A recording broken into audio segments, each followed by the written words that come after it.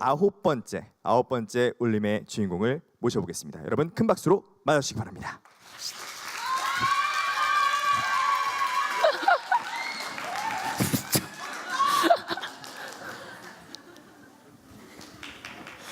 안녕하세요. 저는 시흥고등학교 1학년에 재학 중인 김태민이라고 합니다.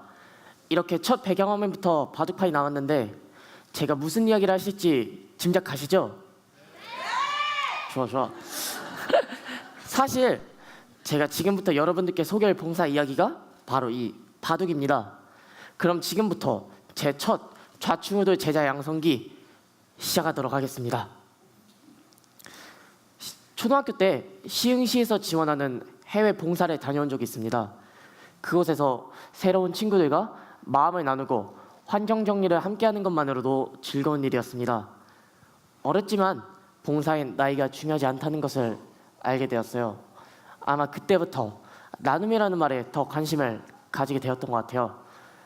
그러다가 문득 그때 당시에 게임 같은 건 전혀 손도 안 댈 정도로 재밌던 바둑이라는 것이 떠올라게 되었습니다. 그리고 저는 이 일을 계기로 친구들과 바둑 봉사단을 결성했습니다. 우리는 주말마다 어르신들께 바둑을 가르쳐드리기 시작했죠. 하지만 이 모든 과정이 순탄하지만은 않았어요.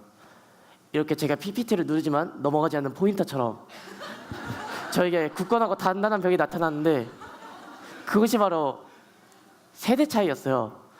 제가 봉사활동을 처음 갔을 때 어르신들로부터 들었던 말은 에휴, 어린 놈들한테 뭘 배우냐? 네, 이 말이었습니다. 지금 저의 바둑 급수는 아마 5단입니다. 나 좋아. 이 정도 급수면 뭐 웬만한 기원 가도 정말 그 숨어있는 제야의 고수들이라고 하죠. 예, 그런 거 한두 번만 빼고는 제가 이길 정도의 실력입니다. 5단 정도면. 그래가지고 저는 그때 아주 그냥 어깨가 딱 이렇게 올라가 있었는데 어르신한테 그 말을 한번 들으니까 정말 머리를 망치로 한 대 맞은 느낌이었습니다. 정말 말 그대로 띵 했습니다. 물론 그 말이 기분 나쁘기도 했었지만 저는 제 실력만을 믿고 내가 너무 어르신들에겐 까불지 않았나 하는 생각이 들었습니다. 그래서 내가 과연 어르신들께 진심으로 다가갔나? 내가 봉사의 기본을 잊고 자만하지는 않았나? 하고 생각을 해보게 되는 계기가 되었습니다. 그래서 저는 어르신들을 알아가기 위해 수많은 노력을 했습니다. 제가 이 봉사활동을 위해 끊임없이 노력하고 있다는 걸 어르신들에게 어필하고 싶었기 때문이죠. 기초가 부족했던 어르신들께는 정말 기본부터 차근차근 알려드리고 정말 저와 대등하실 정도로 실력이 좋으셨던 어르신들께 최선을 다했으며 바둑을 한 판 두고 난 후 이 판이 이랬다 저랬다 하면서 돌아볼 때에도 정말 제가 할 수 있는 한 열정적으로 참여를 하였습니다. 약속 시간보다 일찍 나가서 바둑판을 청소하고 바둑실을 환기하기도 했습니다. 그렇게 몇 달이 지났을까요? 어르신들의 눈빛이 달라지시더군요. 저를 하고 이렇게 시큰둥하게 쳐다보는 어르신들도 어느 순간 저에게 따뜻한 미소로 저를 맞이해 주셨고 어린 것들에게 뭘 배우냐며 무시하시던 어르신들도 저에게 이런저런 것들을 물어보시기 시작하셨습니다. 그때 좀 무척 기뻤죠. 진심을 막을 병은 정말 존재하지 않구나 라는 걸 느꼈습니다. 있는 그대로 자만하지 않고 저의 모든 걸 보여주는 것, 그게 제가 여러분들께 보여줄 수 있던 진심이었다고 할 수 있겠습니다. 이렇게 고비를 아주 멋지게 넘기고 정말 꾸준히 봉사활동을 달려왔습니다. 첫 1년 동안만 할 계획이었던 봉사였지만 어르신들의 성원과 후배들의 열정에 힘입어 이제 4년 차를 달려오고 있습니다. 예, 제가 이런 사람입니다. 예. 첫 1년은 제가 좋아하는 것으로 봉사할 수 있어 좋았고 2년 차에는 격동의 시절을 살아오신 어르신들의 인생담을 들을 수 있어 좋았습니다.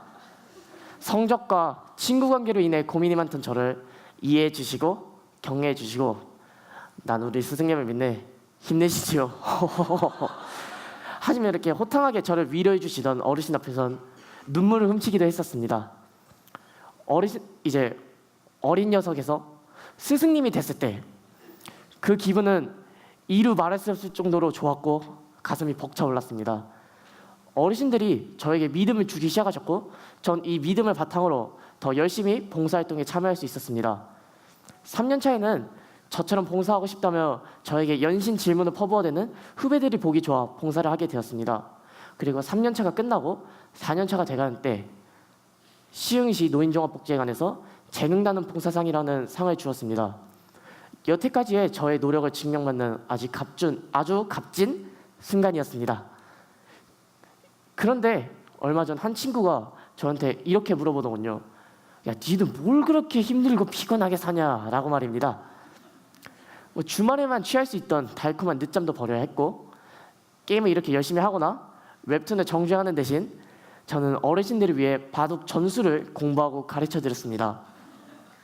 하지만 전 이게 희생이라고 생각하진 않습니다. 만약 제 봉사가 누군가에 의해 강압적으로 이루어져야 했던 타의적이고 의무적인 봉사였다면 그 친구의 말처럼 제 봉사활동은 매우 힘들고 괴로웠을 수 있겠죠. 하지만 어르신들이 저에게 주었던 정열적인 에너지와 저에게 주셨던 애정, 그것 덕분에 저는 지금까지도 즐겁게 봉사를 할 수 있었습니다.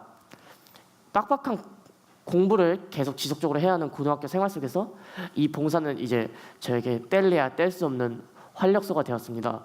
어르신들로부터 받았던 관심과 애정과 응원을 생각하면 제가 했던 봉사의 가치는 감히 매길 수 없을 정도로 크다고 할 수 있습니다. 하지만 제가 봉사를 통해 얻었던 가치는 이것만으로 끝나진 않습니다.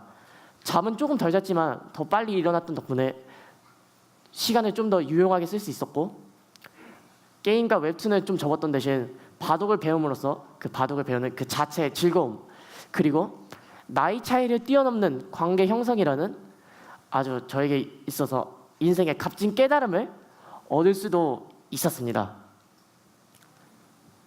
지난 4년간 저는, 그리고 여러분들은 키도 많이 크고 몸무게도 많이 자랐습니다.